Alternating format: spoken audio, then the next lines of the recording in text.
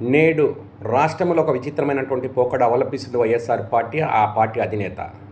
30 సంవత్సరాల లోపు పిల్లలందరూ కూడా ఎవరైనా కానీ దాడులు చేసినా, హత్యలు చేసినా, అత్యాచారాలు చేసినా, మానభంగాలు చేసినా, మర్డర్లు చేసినా, గంజాయి అమ్మినా, ఎలాంటి కేసులు చేసినా, ఎలాంటి కార్యక్రమాలు, అసాంఘిక కార్యక్రమాలు చేసినా నేడు వాళ్ళని నిరపరాధులుగా చూడాలని ఆ పార్టీ అధినేత వైఎస్ జగన్మోహన్ రెడ్డి బహిరంగంగానే ప్రకటిస్తున్నాడు.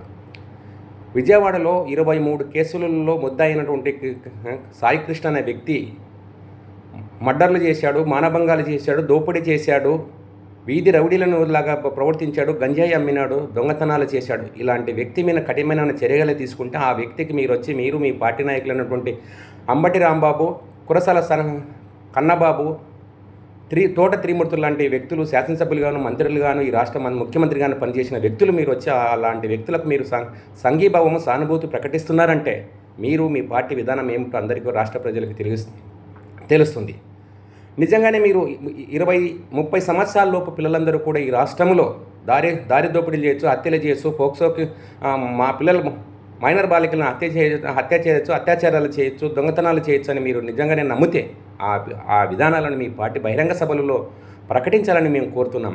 అంటే మీరు కోరుతున్నది ఏంటంటే ఈ పాకిస్తాన్ లాంటి ఉగ్రవాద దేశాల నుండి ఈ దేశంకి వచ్చి 30 సంవత్సరాల లోపు పిల్లలు వచ్చి ఉగ్రవాద దాడి కార్యక్రమాలు చేస్తే కూడా మీరు సమర్థిస్తారా?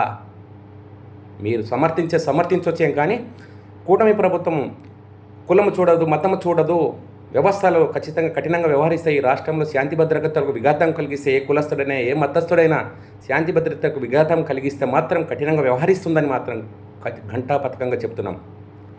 మీ విధానాలు మా విధానాలు కాదు, మీ గొడ్డల పార్టీ విధానాలు నిజంగానే హత్యలు, అత్యాయత్నాలు, మానభంగాలు, మర్డర్లు, గంజాయి అమ్మడాలు మీ పార్టీ విధానం. మా పార్టీ దానికి వ్యతిరేకంగా ఉంటుందని తెలియజేస్తూ కురువ మధ్యలేటి తెలుగుదేశం పార్టీ కర్నూలు జిల్లా సెక్రటరీ.